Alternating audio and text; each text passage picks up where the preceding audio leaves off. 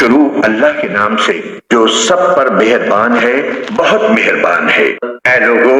اپنے پروردگار سے ڈرو جس نے تمہیں ایک جان سے پیدا کیا اور اسی سے اس کی بیوی پیدا کی اور ان دونوں سے بہت سے مرد اور عورتیں دنیا میں پھیلا دیے، اور اللہ سے ڈرو جس کا واسطہ دے کر تم ایک دوسرے سے اپنے حقوق مانگتے ہو، اور رشتہ داریوں کی حق تلفی سے ڈرو۔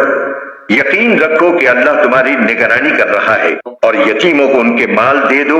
اور اچھے مال کو خراب مال سے تبدیل نہ کرو،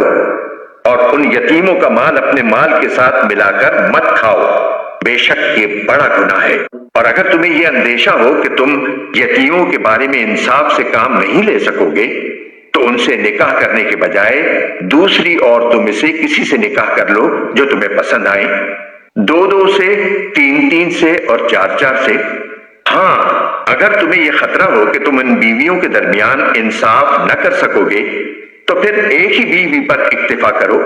یا ان کنیزوں پر جو تمہاری ملکیت میں ہیں۔ اس طریقے میں اس بات کا زیادہ امکان ہے کہ تم بے انصافی میں مبتلا نہیں ہوگے، اور عورتوں کو ان کے مہر خوشی سے دیا کرو۔ ہاں، اگر وہ خود اس کا کچھ حصہ خوش دلی سے چھوڑ دیں تو اسے خوشگواری اور مزے سے کھا لو، اور ناسمجھ یتیموں کو اپنے وہ مال حوالے نہ کرو جن کو اللہ نے تمہارے لیے زندگی کا سرمایہ بنایا ہے۔ ہاں، ان کو ان میں سے کھلاؤ اور پہناؤ، اور ان سے مناسب انداز میں بات کر لو، اور یتیموں کو جانچتے رہو یہاں تک کہ جب وہ نکاح کے لائق عمر کو پہنچ جائیں، تو اگر تم یہ محسوس کرو کہ ان میں سمجھداری آ چکی ہے تو ان کے مال انہی کے حوالے کر دو، اور یہ مال فضول خرچی کر کے اور یہ سوچ کر جلدی جلدی نہ کھا بیٹھو کہ وہ کہیں بڑے نہ ہو جائیں۔ اور یتیموں کے سرپرستوں میں سے جو خود مالدار ہو وہ تو اپنے آپ کو یتیم کا مال کھانے سے بالکل پاک رکھے۔ ہاں، اگر وہ خود محتاج ہو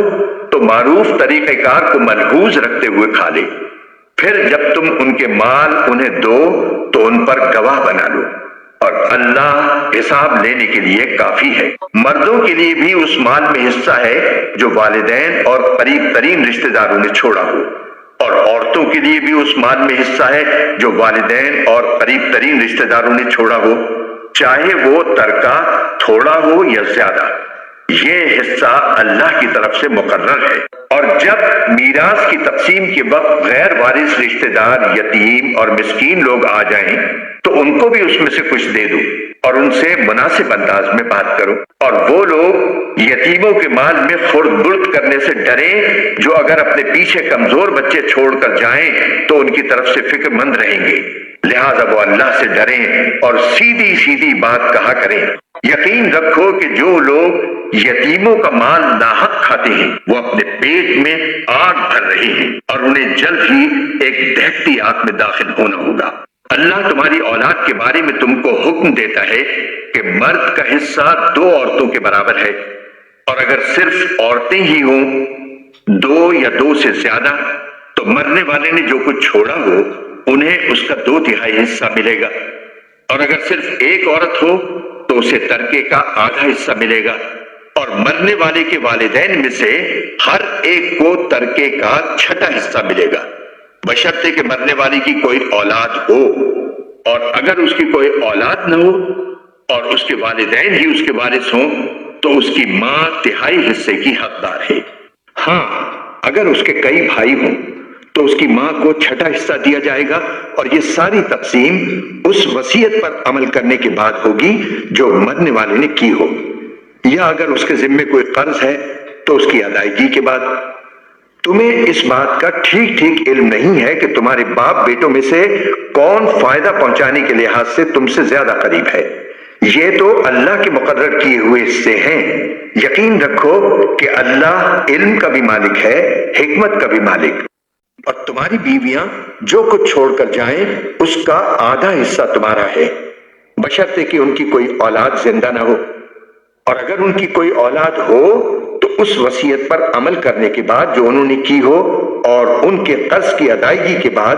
تمہیں ان کے ترکے کا 1/4 حصہ ملے گا۔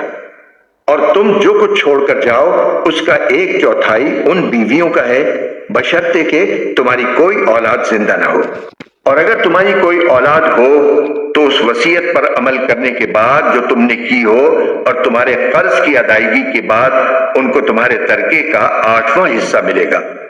اور اگر وہ مرد یا عورت جس کی میراث تقسیم ہونی ہے ایسا ہو کہ نہ اس کے والدین زندہ ہوں نہ اولاد، اور اس کا ایک بھائی یا ایک بہن زندہ ہو،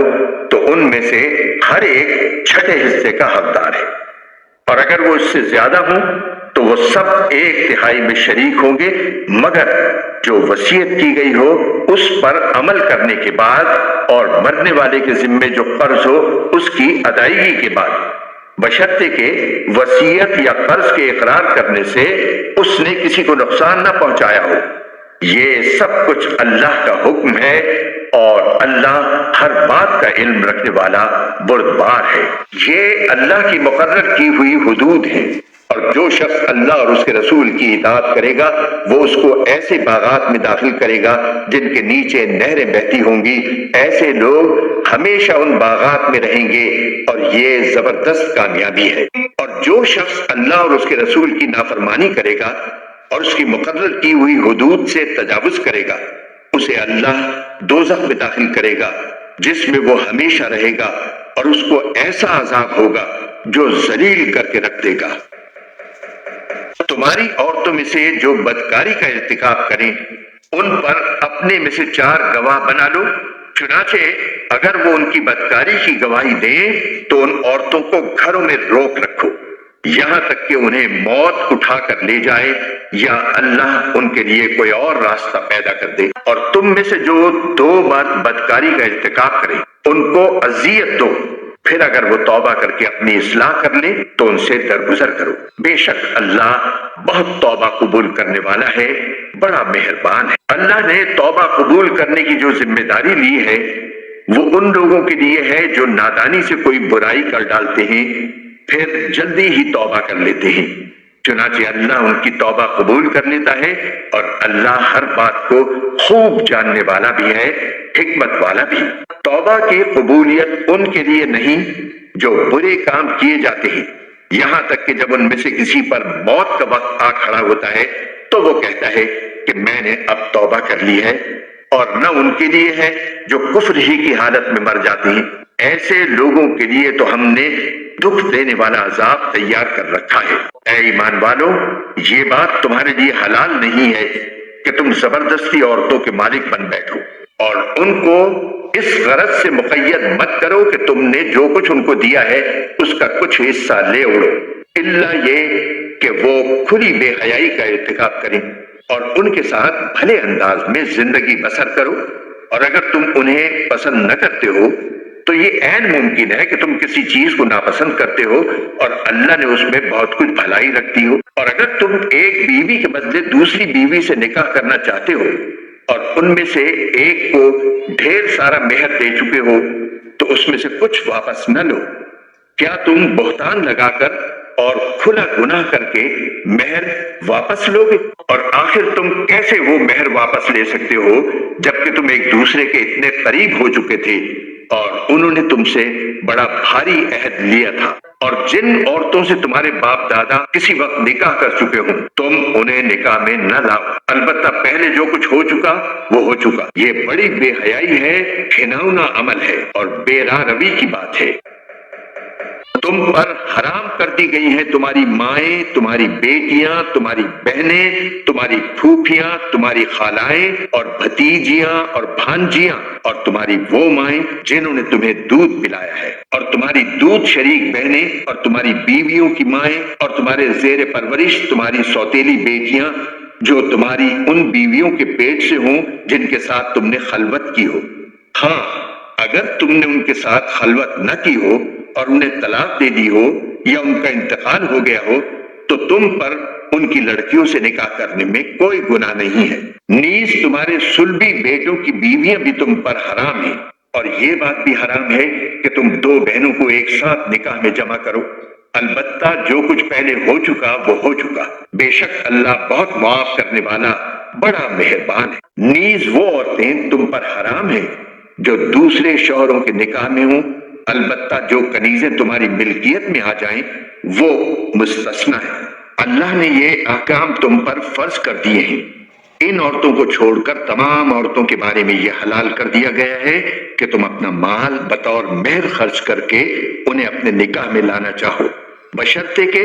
تم ان سے باقاعدہ نکاح کا رشتہ قائم کر کے عفت حاصل کرو، صرف شہوت نکالنا مقصود نہ ہو۔ چنانچہ جن عورتوں سے نکاح کر کے تم نے لطف اٹھایا ہو ان کو ان کا وہ مہر ادا کرو جو مقرر کیا گیا ہو۔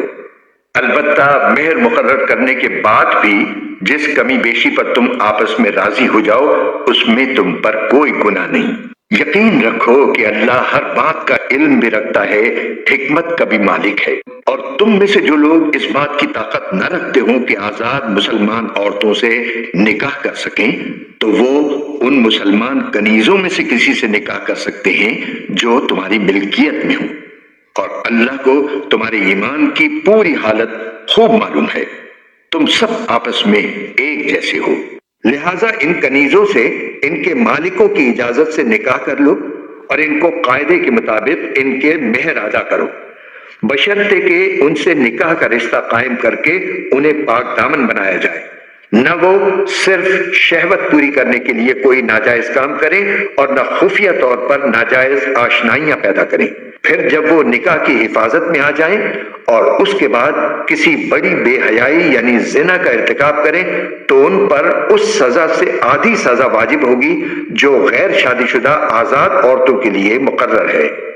یہ سب یعنی کنیزوں سے نکاح کرنا تم میں سے ان لوگوں کے لیے ہے جن کو نکاح نہ کرنے کی صورت میں گناہ میں مبتلا ہونے کا اندیشہ ہو، اور اگر تم صبر ہی کیے رہو تو یہ تمہارے لیے بہت بہتر ہے، اور اللہ بہت بخشنے والا بڑا مہربان ہے۔ اللہ چاہتا ہے کہ تمہارے لیے احکام کی وضاحت کر دے، اور جو نیک لوگ تم سے پہلے گزرے ہیں تم کو ان کے طور طریقوں پر لے آئے اور تم پر رحمت کے ساتھ توجہ فرمائے، اور اللہ ہر بات کا جاننے والا بھی ہے، حکمت والا بھی۔ اللہ تو چاہتا ہے کہ تمہاری طرف توجہ کرے، اور جو لوگ نفسانی خواہشات کے پیچھے لگے ہوئے ہیں وہ چاہتے ہیں کہ تم راہ راست سے ہٹ کر بہت دور جا پڑو۔ اللہ چاہتا ہے کہ تمہارے ساتھ آسانی کا معاملہ کرے، اور انسان کمزور پیدا ہوا ہے۔ اے ایمان والو، آپس میں ایک دوسرے کے مال ناحق طریقے سے نہ کھاؤ، الا یہ کہ کوئی تجارت باہمی رضامندی سے وجود میں آئی ہو تو وہ جائز ہے، اور اپنے آپ کو قتل نہ کرو۔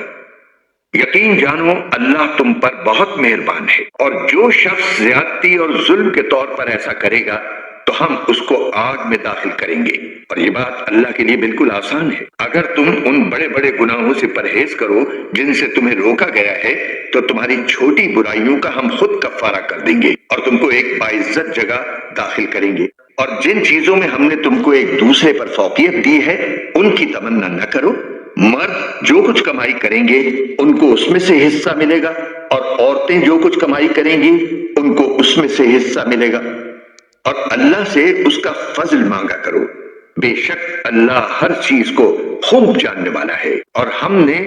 ہر اس مال کے کچھ وارث مقرر کیے ہیں جو والدین اور قریب ترین رشتہ دار چھوڑ کر جائیں، اور جن لوگوں سے تم نے کوئی عہد باندھا ہو ان کو ان کا حصہ دو، بے شک اللہ ہر چیز کا گواہ ہے۔ مرد عورتوں کے نگراں ہیں کیونکہ اللہ نے ان میں سے ایک کو دوسرے پر فضیلت دی ہے، اور کیونکہ مردوں نے اپنے مال خرچ کیے ہیں چنانچہ نیک عورتیں فرما بردار ہوتی ہیں، مرد کی غیر موجودگی میں اللہ کی دی ہوئی حفاظت سے اس کے حقوق کی حفاظت کرتی ہیں۔ اور جن عورتوں سے تمہیں سرکشی کا اندیشہ ہو تو پہلے انہیں سمجھاؤ، اور اگر اس سے کام نہ چلے تو انہیں خوابگاہوں میں تنہا چھوڑ دو، اور اس سے بھی اصلاح نہ ہو تو انہیں مار سکتے ہو۔ پھر اگر وہ تمہاری بات مان لیں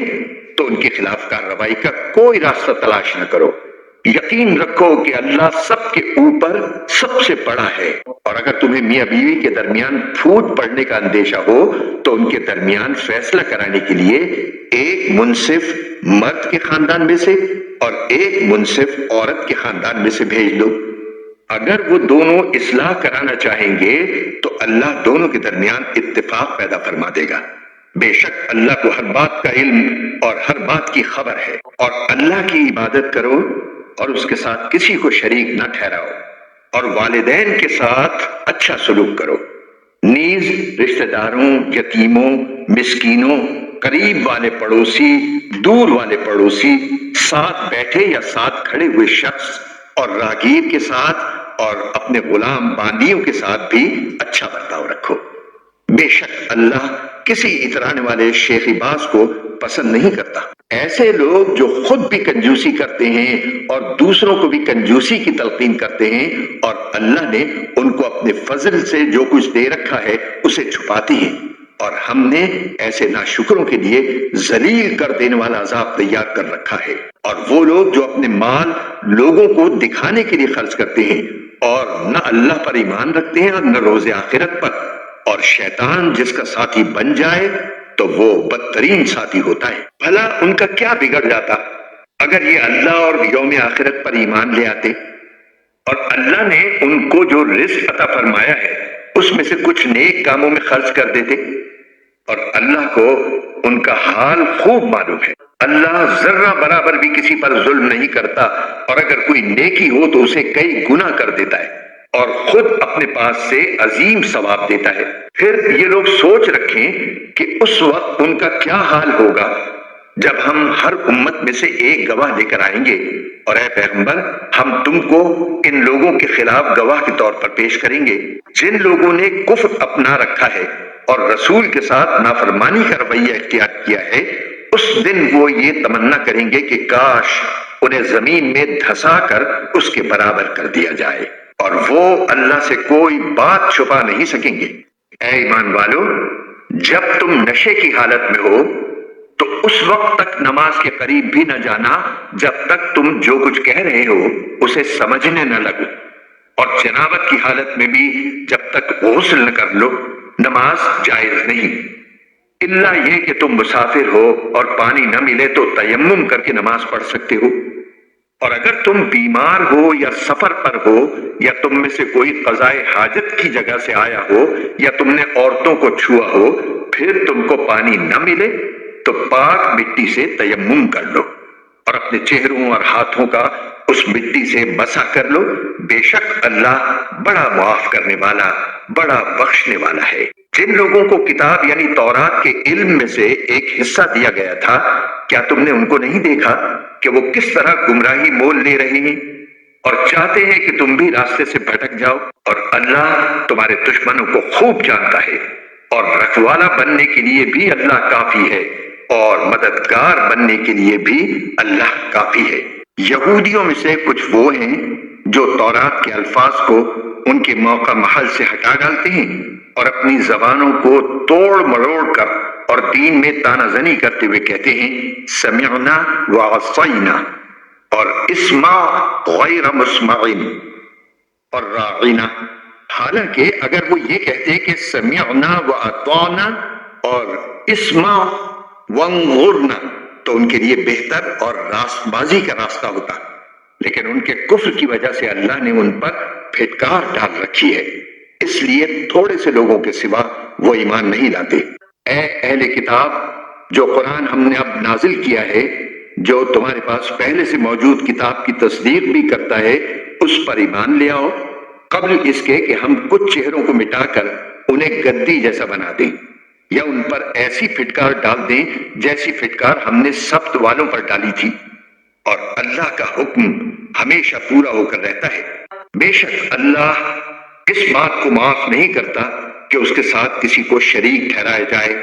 اور اس سے کمتر ہر بات کو جس کے لیے چاہتا ہے معاف کر دیتا ہے۔ اور جو شخص اللہ کے ساتھ کسی کو شریک ٹھہراتا ہے وہ ایسا بہتان باندھتا ہے جو بڑا زبردست گناہ ہے۔ کیا تم نے ان لوگوں کو نہیں دیکھا جو اپنے آپ کو بڑا پاکیزہ بتاتے ہیں، حالانکہ پاکیزگی تو اللہ جس کو چاہتا ہے عطا کرتا ہے، اور اس عطا میں ان پر ایک دھاگے کے برابر بھی ظلم نہیں ہوتا۔ دیکھو یہ لوگ اللہ پر کیسے کیسے جھوٹے بہتان باندھتے ہیں، اور کھلا گناہ ہونے کے لیے یہی بات کافی ہے۔ جن لوگوں کو کتاب یعنی تورات کے علم میں سے ایک حصہ دیا گیا تھا، کیا تم نے ان کو نہیں دیکھا کہ وہ کس طرح بتوں اور شیطان کی تصدیق کر رہے ہیں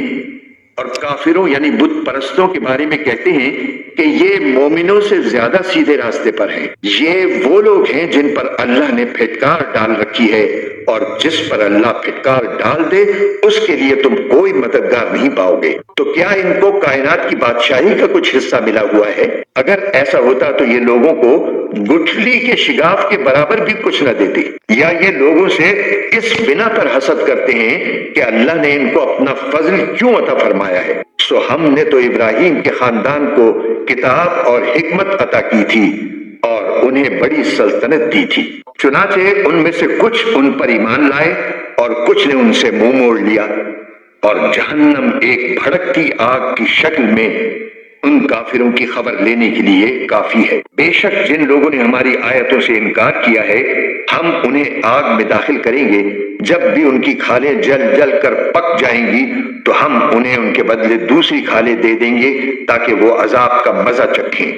بے شک اللہ صاحب اقتدار بھی ہے، صاحب حکمت۔ اور جو لوگ ایمان لائے ہیں اور انہوں نے نیک عمل کیے ہیں ان کو ہم ایسے باغات میں داخل کریں گے جن کے نیچے نہریں بہتی ہوں گی، جن میں وہ ہمیشہ ہمیشہ رہیں گے،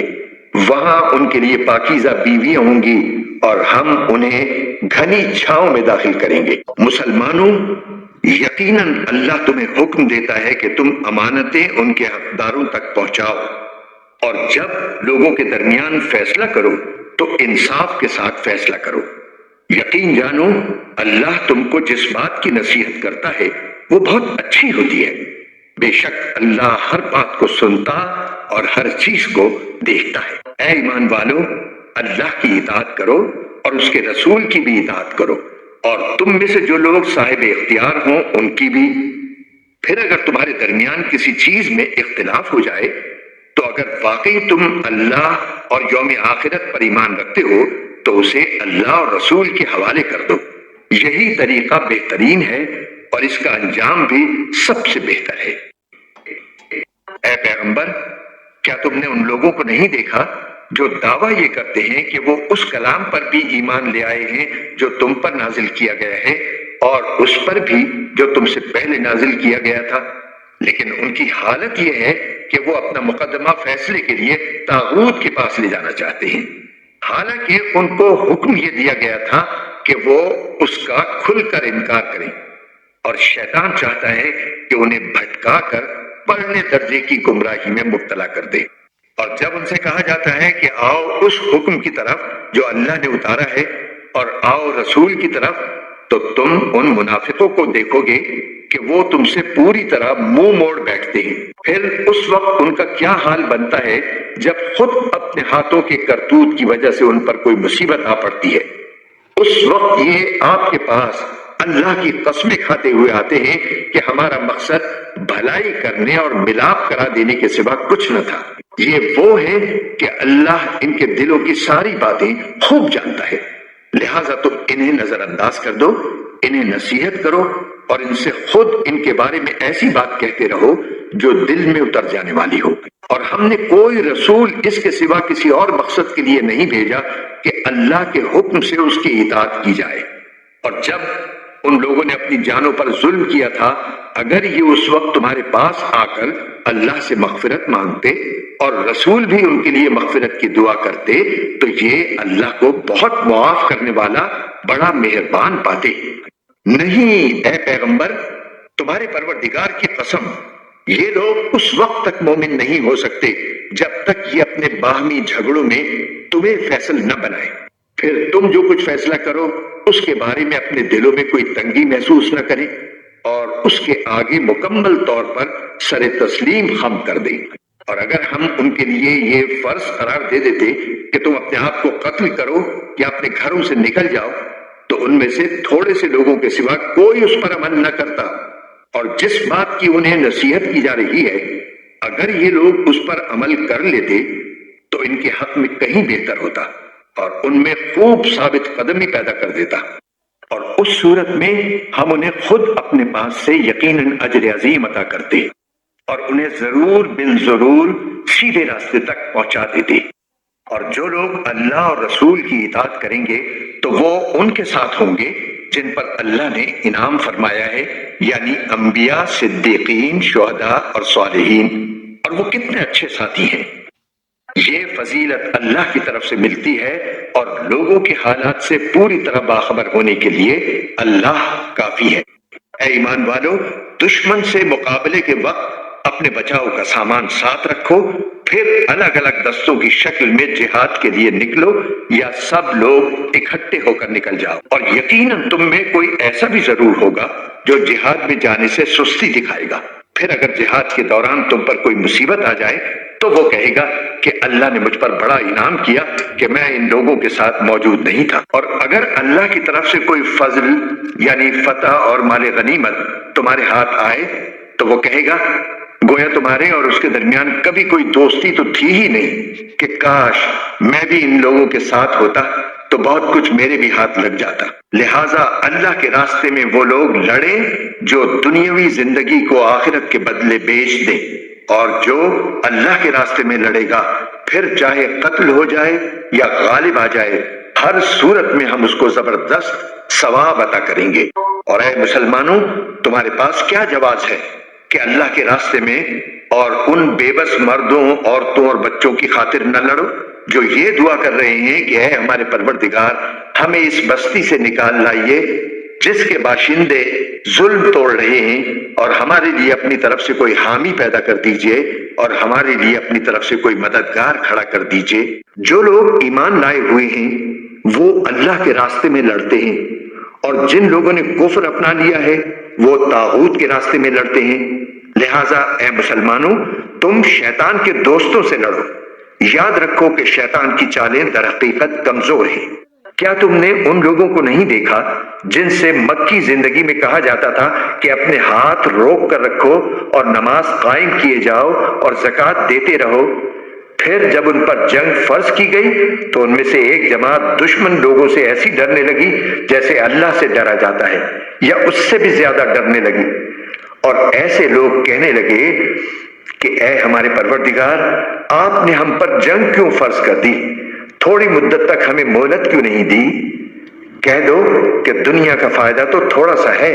اور جو شخص تقوی اختیار کرے اس کے لیے آخرت کہیں زیادہ بہتر ہے، اور تم پر ایک تاگے کے برابر بھی ظلم نہیں ہوگا۔ تم جہاں بھی ہوگے ایک نہ ایک دن موت تمہیں جا پکڑے گی، چاہے تم مضبوط قلعوں میں کیوں نہ رہ رہے ہو۔ اور اگر ان منافقوں کو کوئی بھلائی پہنچتی ہے تو وہ کہتے ہیں کہ یہ اللہ کی طرف سے ہے، اور اگر ان کو کوئی برا واقعہ پیش آ جاتا ہے تو اے پیغمبر، وہ تم سے کہتے ہیں کہ یہ برا واقعہ آپ کی وجہ سے ہوا ہے۔ کہہ دو کہ ہر واقعہ اللہ کی طرف سے ہوتا ہے۔ ان لوگوں کو کیا ہو گیا ہے کہ یہ کوئی بات سمجھنے کے نزدیک تک نہیں آتے؟ تمہیں جو کوئی اچھائی پہنچتی ہے تو وہ محض اللہ کی طرف سے ہوتی ہے، اور جو کوئی برائی پہنچتی ہے وہ تو تمہارے اپنے سبب سے ہوتی ہے۔ اور اے پیغمبر، ہم نے تمہیں لوگوں کے پاس رسول بنا کر بھیجا ہے، اور اللہ اس بات کی گواہی دینے کے لیے کافی ہے۔ جو رسول کی اطاعت کرے اس نے اللہ کی اطاعت کی، اور جو اطاعت سے منہ پھیر لے تو اے پیغمبر، ہم نے تمہیں ان پر نگراں بنا کر نہیں بھیجا کہ تمہیں ان کے عمل کا ذمہ دار ٹھہرایا جائے۔ اور یہ منافق لوگ سامنے تو اطاعت کا نام لیتے ہیں، مگر یہ تمہارے پاس سے باہر جاتے ہیں تو ان میں سے ایک گروہ رات کے وقت تمہاری باتوں کے خلاف مشورے کرتا ہے، اور یہ رات کے وقت جو مشورے کرتے ہیں اللہ وہ سب لکھ رہا ہے۔ لہٰذا تم ان کی پرواہ مت کرو اور اللہ پر بھروسہ رکھو، اور اللہ تمہاری حمایت کے لیے بالکل کافی ہے۔ کیا یہ لوگ قرآن میں غور و فکر سے کام نہیں لیتے؟ اگر یہ اللہ کے سوا کسی اور کی طرف سے ہوتا تو وہ اس میں بکثرت اختلافات پاتے، اور جب ان کو کوئی بھی خبر پہنچتی ہے چاہے وہ امن کی ہو یا خوف پیدا کرنے والی، تو یہ لوگ اسے تحقیق کے بغیر پھیلانا شروع کر دیتے ہیں۔ اور اگر یہ اس خبر کو رسول کے پاس یا اصحاب اختیار کے پاس لے جاتے تو ان میں سے جو لوگ اس کی کھوج نکالنے والے ہیں وہ اس کی حقیقت معلوم کر لیتے۔ اور مسلمانوں، اگر اللہ کا فضل اور اس کی رحمت تم پر نہ ہوتی تو تھوڑے سے لوگوں کو چھوڑ کر باقی سب شیطان کے پیچھے لگ جاتے۔ لہٰذا اے پیغمبر، تم اللہ کے راستے میں جنگ کرو، تم پر اپنے سوا کسی اور کی ذمہ داری نہیں ہے۔ ہاں، مومنوں کو ترغیب دیتے رہو، کچھ بعید نہیں کہ اللہ کافروں کی جنگ کا زور توڑ دے، اور اللہ کا زور سب سے زیادہ زبردست ہے اور اس کی سزا بڑی سخت۔ جو شخص کوئی اچھی سفارش کرتا ہے اس کو اس میں سے حصہ ملتا ہے، اور جو کوئی بری سفارش کرتا ہے اسے اس برائی میں سے حصہ ملتا ہے، اور اللہ ہر چیز پر نظر رکھنے والا ہے۔ اور جب تمہیں کوئی شخص سلام کرے تو تم اسے اس سے بھی بہتر طریقے پر سلام کرو، یا کم از کم انہی الفاظ میں اس کا جواب دے دو۔ بے شک اللہ ہر چیز کا حساب رکھنے والا ہے۔ اللہ وہ ہے کہ اس کے سوا کوئی معبود نہیں، وہ تمہیں ضرور بالضرور قیامت کے دن اکٹھا کرے گا جس کے آنے میں کوئی شک نہیں ہے۔ اور کون ہے جو اللہ سے زیادہ بات کا سچا ہو؟ پھر تمہیں کیا ہو گیا کہ منافقین کے بارے میں تم دو گروہ بن گئے، حالانکہ انہوں نے جیسے کام کیے ہیں ان کی بنا پر اللہ نے ان کو اوندھا کر دیا ہے۔ کیا تم یہ چاہتے ہو کہ ایسے شخص کو ہدایت پر لاؤ جسے اللہ اس کی خواہش کے مطابق گمراہی میں مبتلا کر چکا، اور جسے اللہ گمراہی میں مبتلا کر دے اس کے لیے تم ہرگز کبھی کوئی بھلائی کا راستہ نہیں پا سکتے۔ یہ لوگ چاہتے یہ ہیں کہ جس طرح انہوں نے کفر کو اپنا لیا ہے اسی طرح تم بھی کافر بن کر سب برابر ہو جاؤ۔ لہٰذا اے مسلمانوں، تم ان میں سے کسی کو اس وقت تک دوست نہ بناؤ جب تک وہ اللہ کے راستے میں ہجرت نہ کر لے۔ چنانچہ اگر وہ ہجرت سے اعراض کریں تو ان کو پکڑو اور جہاں بھی انہیں پاؤ انہیں قتل کر دو، اور ان میں سے کسی کو نہ اپنا دوست بناؤ نہ مددگار۔ ہاں، وہ لوگ اس حکم سے مستثنی ہیں جو کسی ایسی قوم سے جا ملیں جن کے اور تمہارے درمیان کوئی صلح کا معاہدہ ہے، یا وہ لوگ جو تمہارے پاس اس طرح آئیں کہ ان کے دل تمہارے خلاف جنگ کرنے سے بھی بیزار ہوں اور اپنی قوم کے خلاف جنگ کرنے سے بھی۔ اور اگر اللہ چاہتا تو انہیں تم پر مسلط کر دیتا تو وہ تم سے ضرور جنگ کرتے۔ چنانچہ اگر وہ تم سے کنارہ کشی کرتے ہوئے تم سے جنگ نہ کریں اور تم کو امن کی پیشکش کر دیں تو اللہ نے تم کو ان کے خلاف کسی کارروائی کا کوئی حق نہیں دیا۔ منافقین میں کچھ دوسرے لوگ تمہیں ایسے ملیں گے جو یہ چاہتے ہیں کہ وہ تم سے بھی محفوظ رہیں اور اپنی قوم سے بھی، مگر جب کبھی ان کو فتنے کی طرف واپس بلایا جائے وہ اس میں اوندھے منہ جا گرتے ہیں۔ چنانچہ اگر یہ لوگ تم سے جنگ کرنے سے علیحدگی اختیار نہ کریں اور نہ تمہیں امن کی پیشکش کریں اور نہ اپنے ہاتھ روکیں تو ان کو بھی پکڑو، اور جہاں کہیں انہیں پاؤ انہیں قتل کرو۔ ایسے لوگوں کے خلاف اللہ نے تم کو کھلا کھلا اختیار دے دیا ہے۔ کسی مسلمان کا یہ کام نہیں ہے کہ وہ کسی دوسرے مسلمان کو قتل کرے، الا یہ کہ غلطی سے ایسا ہو جائے، اور جو شخص کسی مسلمان کو غلطی سے قتل کر بیٹھے تو اس پر فرض ہے کہ وہ ایک مسلمان غلام آزاد کرے اور دیت یعنی خون بہا مقتول کے وارثوں کو پہنچائے، الا یہ کہ وہ معاف کر دیں۔ اور اگر مقتول کسی ایسی قوم سے تعلق رکھتا ہو جو تمہاری دشمن ہے مگر وہ خود مسلمان ہو تو بس ایک مسلمان غلام کو آزاد کرنا فرض ہے، خون بہا دینا واجب نہیں۔ اور اگر مقتول ان لوگوں میں سے ہو جو مسلمان نہیں مگر ان کے اور تمہارے درمیان کوئی معاہدہ ہے تو بھی یہ فرض ہے کہ خون بہا اس کے وارثوں تک پہنچایا جائے اور ایک مسلمان غلام کو آزاد کیا جائے۔ ہاں، اگر کسی کے پاس غلام نہ ہو تو اس پر فرض ہے کہ 2 مہینے تک مسلسل روزے رکھے۔ یہ توبہ کا طریقہ ہے جو اللہ نے مقرر کیا ہے، اور اللہ علیم و حکیم ہے۔ اور جو شخص کسی مسلمان کو جان بوجھ کر قتل کرے تو اس کی سزا جہنم ہے جس میں وہ ہمیشہ رہے گا، اور اللہ اس پر غضب نازل کرے گا اور لعنت بھیجے گا، اور اللہ نے اس کے لیے زبردست عذاب تیار کر رکھا ہے۔ اے ایمان والو، جب تم اللہ کے راستے میں سفر کرو تو تحقیق سے کام لیا کرو، اور جو شخص تم کو سلام کرے تو دنیاوی زندگی کا سامان حاصل کرنے کی خواہش میں اس کو یہ نہ کہو کہ تم مومن نہیں ہو، کیونکہ اللہ کے پاس مال غنیمت کے بڑے ذخیرے ہیں، تم بھی تو پہلے ایسے ہی تھے، پھر اللہ نے تم پر فضل کیا، لہذا تحقیق سے کام لو، بے شک جو کچھ تم کرتے ہو اللہ اس سب سے پوری طرح باخبر ہے۔ جن مسلمانوں کو کوئی معذوری لاحق نہ ہو اور وہ جہاد میں جانے کے بجائے گھر میں بیٹھ رہے، وہ اللہ کے راستے میں اپنے مال و جان سے جہاد کرنے والوں کے برابر نہیں ہیں۔ جو لوگ اپنے مال و جان سے جہاد کرتے ہیں ان کو اللہ نے بیٹھ رہنے والوں پر درجے میں فضیلت دی ہے، اور اللہ نے سب سے اچھائی کا وعدہ کر رکھا ہے، اور اللہ نے مجاہدین کو بیٹھ رہنے والوں پر بڑی فضیلت دے کر بڑا ثواب بخشا ہے، یعنی خاص اپنے پاس سے بڑے درجے اور مغفرت اور رحمت، اور اللہ بہت بخشنے والا بڑا مہربان ہے۔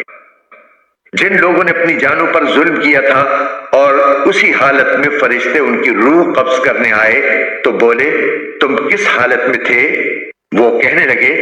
کہ ہم تو زمین میں بے بس بنا دیے گئے تھے۔ فرشتوں نے کہا کیا اللہ کی زمین کشادہ نہ تھی کہ تم اس میں ہجرت کر جاتے؟ لہٰذا ایسے لوگوں کا ٹھکانہ جہنم ہے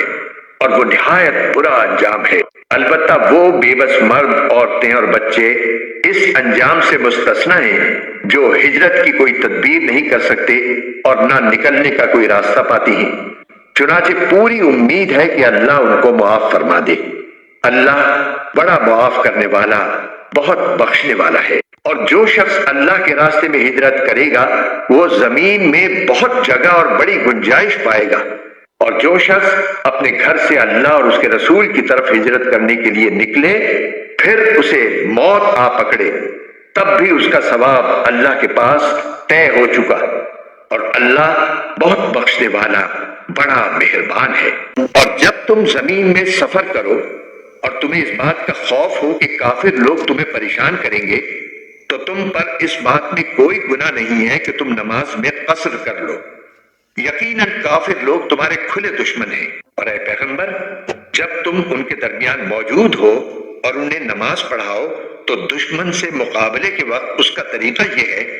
کہ مسلمانوں کا ایک گروہ تمہارے ساتھ کھڑا ہو جائے اور اپنے ہتھیار ساتھ لے لے،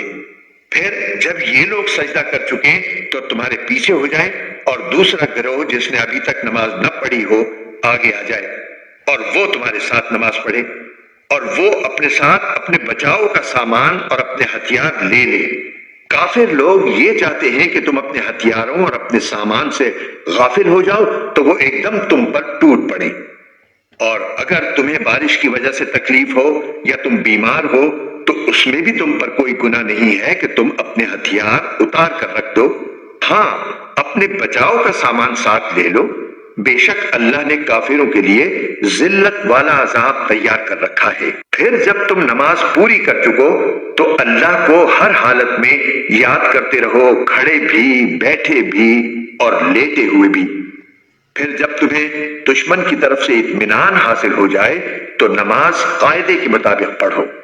بے شک نماز مسلمانوں کے ذمے ایک ایسا فریضہ ہے جو وقت کا پابند ہے، اور تم ان لوگوں یعنی کافر دشمن کا پیچھا کرنے میں کمزوری نہ دکھاؤ۔ اگر تمہیں تکلیف پہنچی ہے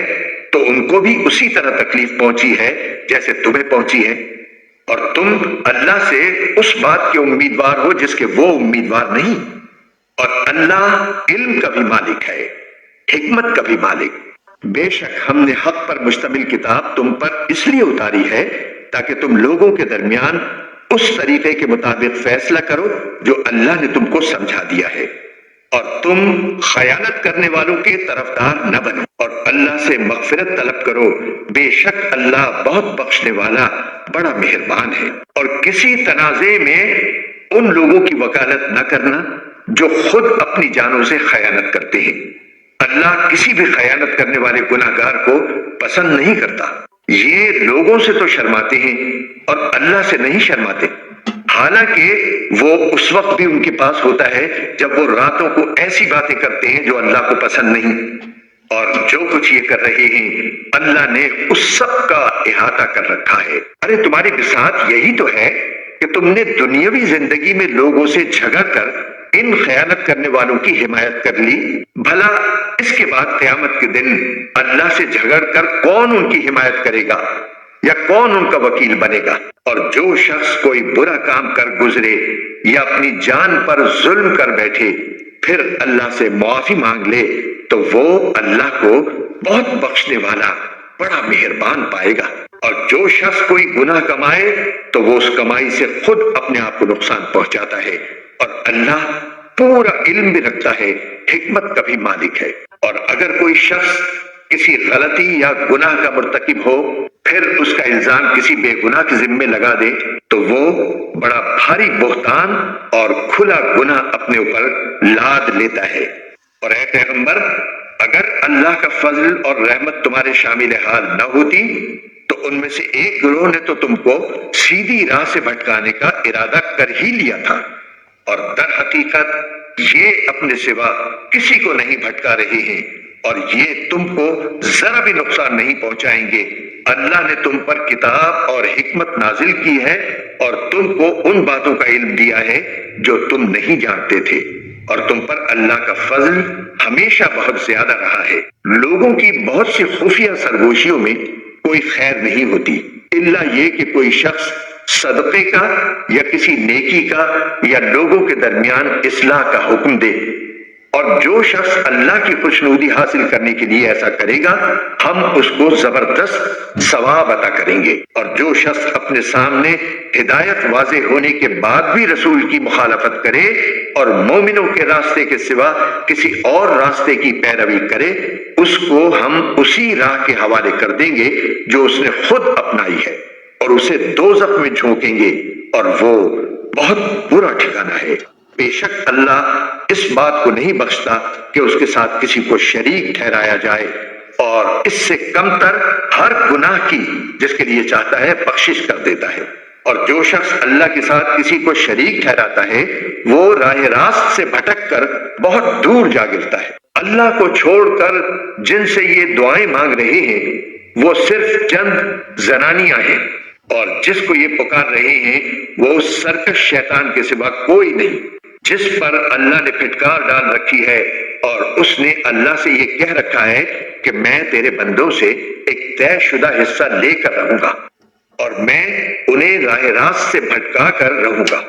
اور انہیں خوب آرزویں دلاؤں گا، اور انہیں حکم دوں گا تو وہ چوپایوں کے کان چیر ڈالیں گے، اور انہیں حکم دوں گا تو وہ اللہ کی تخلیق میں تبدیلی پیدا کریں گے۔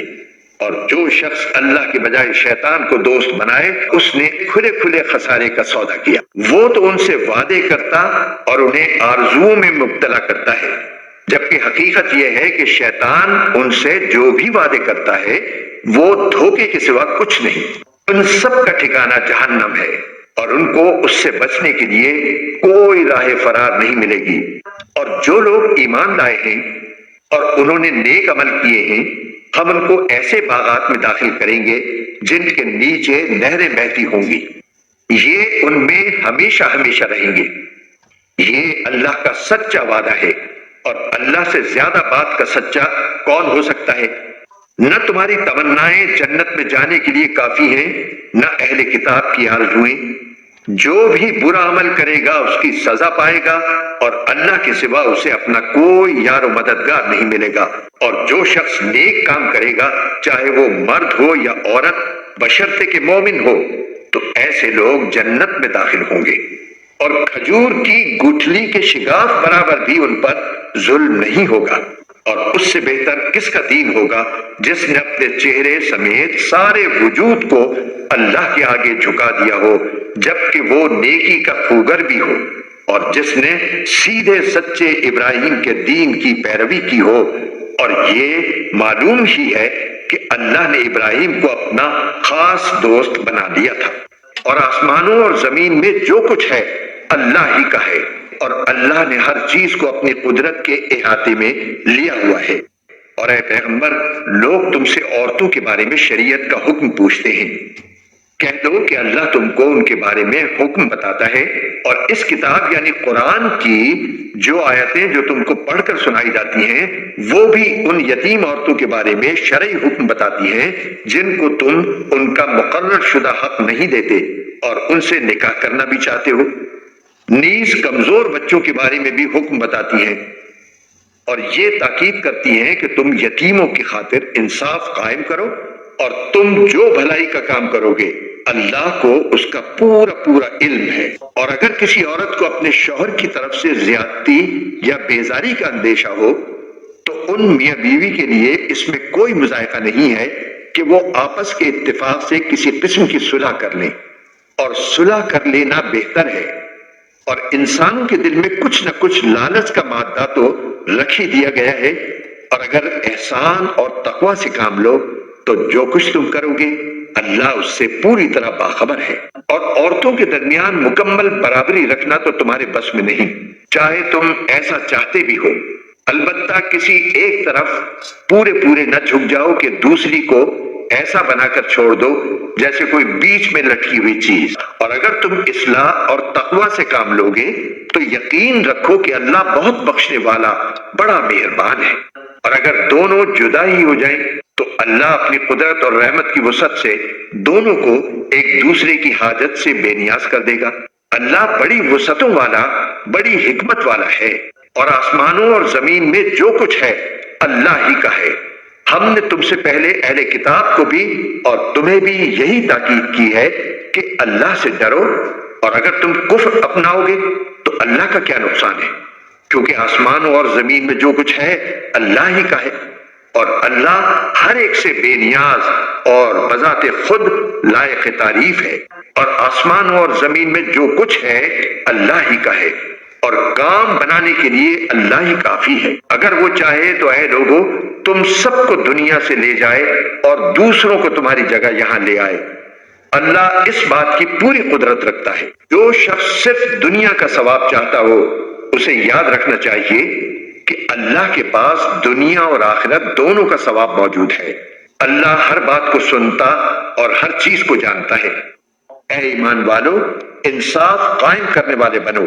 اللہ کی خاطر گواہی دینے والے، چاہے وہ گواہی تمہارے اپنے خلاف پڑتی ہو یا والدین اور قریبی رشتہ داروں کے خلاف۔ وہ شخص جس کے خلاف گواہی دینے کا حکم دیا جا رہا ہے، چاہے امیر ہو یا غریب، اللہ دونوں قسم کے لوگوں کا تم سے زیادہ خیر خواہ ہے، لہذا ایسی نفسانی خواہش کے پیچھے نہ چلنا جو تمہیں انصاف کرنے سے روکتی ہو۔ اور اگر تم توڑ مروڑ کرو گے یعنی غلط گواہی دو گے یا سچی گواہی دینے سے پہلو بچاؤ گے تو یاد رکھنا کہ اللہ تمہارے تمام کاموں سے پوری طرح باخبر ہے۔ اے ایمان والو، اللہ پر ایمان رکھو اور اس کے رسول پر اور اس کتاب پر جو اللہ نے اپنے رسول پر اتاری ہے اور ہر اس کتاب پر جو اس نے پہلے اتاری تھی۔ اور جو شخص اللہ کا، اس کے فرشتوں کا، اس کی کتابوں کا، اس کے رسولوں کا اور یوم آخرت کا انکار کرے وہ بھٹک کر گمراہی میں بہت دور جا پڑا۔ جو لوگ ایمان لائے پھر کافر ہو گئے، پھر ایمان لائے پھر کافر ہو گئے، پھر کفر میں بڑھتے ہی چلے گئے، اللہ ان کو بخشنے والا نہیں ہے اور نہ انہیں راستے پر لانے والا ہے۔ منافقوں کو یہ خوشخبری سنا دو کہ ان کے لیے ایک دکھ دینے والا عذاب تیار ہے۔ وہ منافق جو مسلمانوں کی بجائے کافروں کو دوست بناتے ہیں، کیا وہ ان کے پاس عزت تلاش کر رہے ہیں؟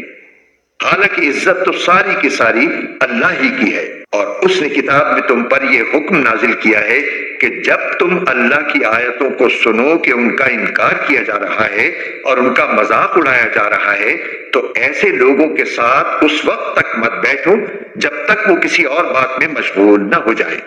ورنہ تم بھی انہی جیسے ہو جاؤ گے۔ یقین رکھو کہ اللہ تمام منافقوں اور کافروں کو جہنم میں اکٹھا کرنے والا ہے۔ اے مسلمانوں، یہ وہ لوگ ہیں جو تمہارے انجام کے انتظار میں بیٹھے رہتے ہیں، چنانچہ اگر تمہیں اللہ کی طرف سے فتح ملے تو تم سے کہتے ہیں کہ کیا ہم تمہارے ساتھ نہ تھے، اور اگر کافروں کو فتح نصیب ہو تو ان سے کہتے ہیں کہ کیا ہم نے تم پر قابو نہیں پا لیا تھا، اور کیا اس کے باوجود ہم نے تمہیں مسلمانوں سے نہیں بچایا؟ بس اب تو اللہ ہی قیامت کے دن تمہارے اور ان کے درمیان فیصلہ کرے گا، اور اللہ کافروں کے لیے مسلمانوں پر غالب آنے کا ہرگز کوئی راستہ نہیں رکھے گا۔ یہ منافق اللہ کے ساتھ دھوکے بازی کرتے ہیں، حالانکہ اللہ نے انہیں دھوکے میں ڈال رکھا ہے، اور جب یہ لوگ نماز کے لیے کھڑے ہوتے ہیں تو کسمساتے ہوئے کھڑے ہوتے ہیں، لوگوں کے سامنے دکھاوا کرتے ہیں اور اللہ کو تھوڑا ہی یاد کرتے ہیں۔ یہ کفر و ایمان کے درمیان ڈاواں ڈول ہیں۔ نہ پورے طور پر ان مسلمانوں کی طرف ہیں نہ ان کافروں کی طرف، اور جسے اللہ گمراہی میں ڈال دے تمہیں اس کے لیے ہدایت پر آنے کا کوئی راستہ ہرگز نہیں مل سکتا۔ مسلمانوں کو چھوڑ کر کافروں کو دوست مت بناؤ۔ کیا تم یہ چاہتے ہو کہ اللہ کے پاس اپنے خلاف یعنی اپنے مستحق عذاب ہونے کی ایک کھلی کھلی وجہ پیدا کر دو؟ یقین جانو کہ منافقین جہنم کے سب سے نچلے طبقے میں ہوں گے اور ان کے لیے تم کوئی مددگار نہیں پاؤ گے۔ البتہ جو لوگ توبہ کر لیں گے، اپنی اصلاح کر لیں گے، اللہ کا سہارا مضبوطی سے تھام لیں گے اور اپنے دین کو خالص اللہ کے لیے بنا لیں گے تو ایسے لوگ مومنوں کے ساتھ شامل ہو جائیں گے اور اللہ مومنوں کو ضرور اجر عظیم عطا کرے گا۔ اگر تم شکر گزار بنو اور صحیح معنی میں ایمان لے آؤ تو اللہ تمہیں عذاب دے کر آخر کیا کرے گا؟ اللہ بڑا قدردان ہے اور سب کے حالات کا پوری طرح علم رکھتا ہے۔ اللہ اس بات کو پسند نہیں کرتا کہ کسی کی برائی علانیہ زبان پر لائی جائے الا یہ کہ کسی پر ظلم ہوا ہو، اور اللہ سب کچھ سنتا ہے، ہر بات جانتا ہے۔ اگر تم کوئی نیک کام اعلانیہ کرو یا خفیہ طور پر کرو یا کسی برائی کو معاف کر دو تو بہتر ہے، کیونکہ اللہ بہت معاف کرنے والا ہے، اگرچہ سزا دینے پر پوری قدرت رکھتا ہے۔ جو لوگ اللہ اور اس کے رسولوں کا انکار کرتے ہیں اور اللہ اور اس کے رسولوں کے درمیان فرق کرتے ہوئے کہتے ہیں کہ کچھ رسولوں پر تو ہم ایمان لاتے ہیں اور کچھ کا انکار کرتے ہیں، اور اس طرح وہ چاہتے ہیں کہ کفر اور ایمان کے درمیان ایک بیچ کی راہ نکال لیں، ایسے لوگ صحیح معنی میں کافر ہیں، اور کافروں کے لیے ہم نے ذلت آمیز عذاب تیار کر رکھا ہے۔ اور جو لوگ اللہ پر اور اس کے رسولوں پر ایمان لائیں اور ان میں سے کسی کے درمیان فرق نہ کریں تو اللہ ایسے لوگوں کو ان کے اجر عطا کرے گا، اور اللہ بہت معاف کرنے والا بڑا مہربان ہے۔ اے پیغمبر،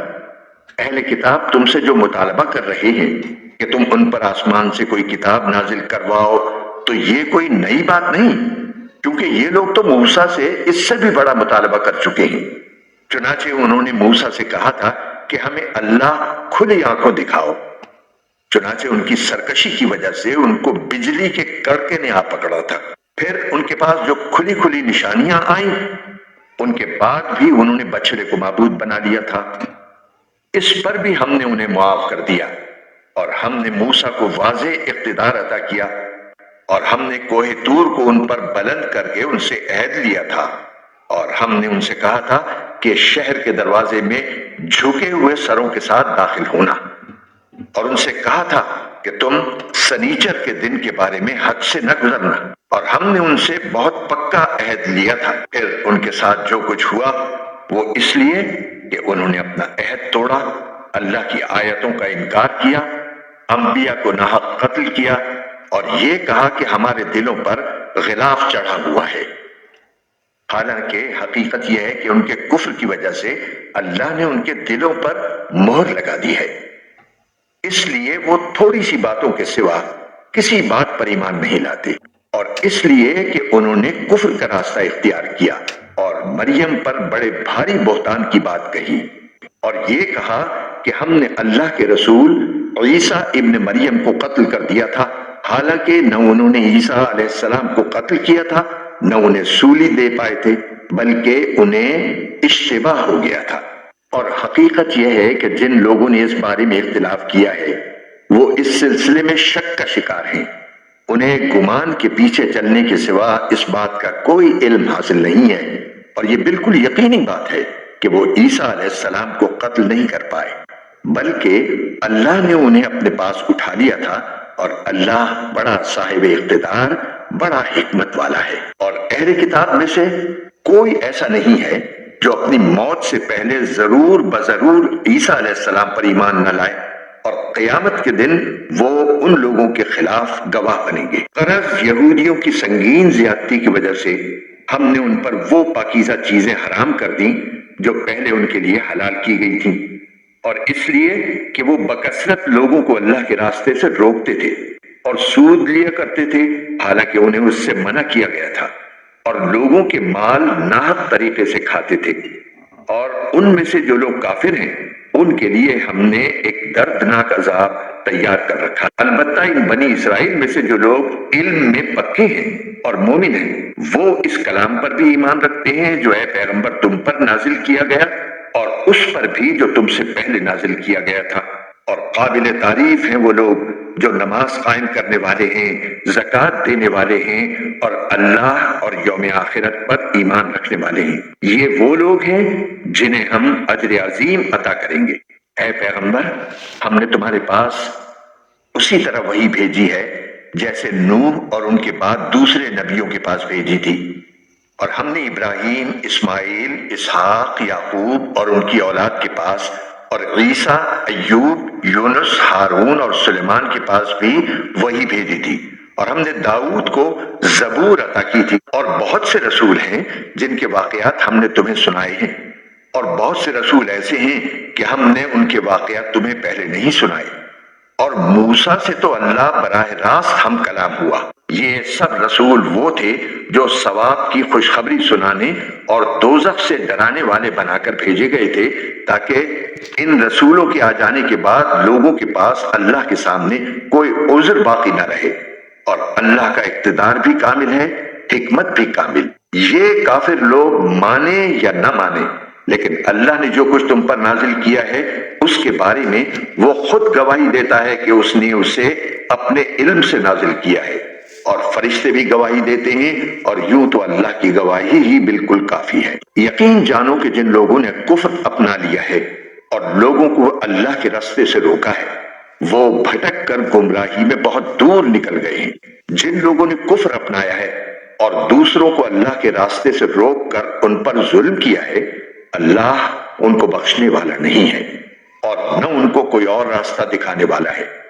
سوائے دوزخ کے راستے کے، جس میں وہ ہمیشہ ہمیشہ رہیں گے۔ اور یہ بات اللہ کے لیے بہت معمولی بات ہے۔ اے لوگو، یہ رسول تمہارے پاس تمہارے پروردگار کی طرف سے حق لے کر آ گئے ہیں۔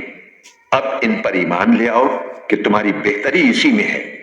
اور اگر اب بھی تم نے کفر کی راہ اپنائی تو خوب سمجھ لو کہ تمام آسمانوں اور زمین میں جو کچھ ہے اللہ ہی کا ہے، اور اللہ علم اور حکمت دونوں کا مالک ہے۔ اے اہل کتاب، اپنے دین میں حد سے نہ بڑھو، اور اللہ کے بارے میں حق کے سوا کوئی بات نہ کہو۔ مسیح عیسیٰ ابن مریم تو محض اللہ کے رسول تھے، اور اللہ کا ایک کلمہ تھا جو اس نے مریم تک پہنچایا، اور ایک روح تھی جو اس کی طرف سے پیدا ہوئی تھی۔ لہذا اللہ اور اس کے رسولوں پر ایمان لاؤ، اور یہ مت کہو کہ خدا تین ہیں۔ اس بات سے باز آ جاؤ کہ اسی میں تمہاری بہتری ہے۔ اللہ تو ایک ہی معبود ہے، وہ اس بات سے بالکل پاک ہے کہ اس کا کوئی بیٹا ہو۔ آسمانوں اور زمین میں جو کچھ ہے اسی کا ہے، اور سب کی دیکھ بھال کے لیے اللہ کافی ہے۔ مسیح کبھی اس بات کو آر نہیں سمجھ سکتے کہ وہ اللہ کے بندے ہوں، اور نہ مقرب فرشتے اس میں کوئی آر سمجھتے ہیں۔ اور جو شخص اپنے پروردگار کی بندگی میں آر سمجھے اور تکبر کا مظاہرہ کرے تو وہ اچھی طرح سمجھ لے کہ اللہ ان سب کو اپنے پاس جمع کرے گا۔ پھر جو لوگ ایمان لائے ہوں گے اور انہوں نے نیک عمل کیے ہوں گے، ان کو ان کا پورا پورا ثواب دے گا، اور اپنے فضل سے اس سے زیادہ بھی دے گا۔ رہے وہ لوگ جنہوں نے بندگی کو آر سمجھا ہوگا اور تکبر کا مظاہرہ کیا ہوگا، تو ان کو دردناک عذاب دے گا، اور ان کو اللہ کے سوا اپنا کوئی رکھوالا اور مددگار نہیں ملے گا۔ اے لوگو، تمہارے پاس تمہارے پروردگار کی طرف سے کھلی دلیل آ چکی ہے، اور ہم نے تمہارے پاس ایک ایسی روشنی بھیج دی ہے جو راستے کی پوری وضاحت کرنے والی ہے۔ چنانچہ جو لوگ اللہ پر ایمان لائے ہیں اور انہوں نے اسی کا سہارا تھام لیا ہے، اللہ ان کو اپنے فضل اور رحمت میں داخل کرے گا، اور انہیں اپنے پاس آنے کے لیے سیدھے راستے تک پہنچائے گا۔ اے پیغمبر، لوگ تم سے کلالہ کا حکم پوچھتے ہیں، کہہ دو کہ اللہ تمہیں کلالہ کے بارے میں حکم بتاتا ہے۔ اگر کوئی شخص اس حال میں مر جائے کہ اس کی اولاد نہ ہو اور اس کی ایک بہن ہو، تو وہ اس کے ترکے میں سے آدھے کی حقدار ہوگی، اور اگر اس بہن کی اولاد نہ ہو اور وہ مر جائے اور اس کا بھائی زندہ ہو تو وہ اس بہن کا وارث ہوگا، اور اگر بہنیں دو ہوں تو بھائی کے ترکے سے وہ 2/3 کی حقدار ہوں گی، اور اگر مرنے والے کے بھائی بھی ہوں اور بہنیں بھی تو ایک مرد کو 2 عورتوں کے برابر حصہ ملے گا۔ اللہ تمہارے سامنے وضاحت کرتا ہے تاکہ تم گمراہ نہ ہو، اور اللہ ہر چیز کا پورا علم رکھتا ہے۔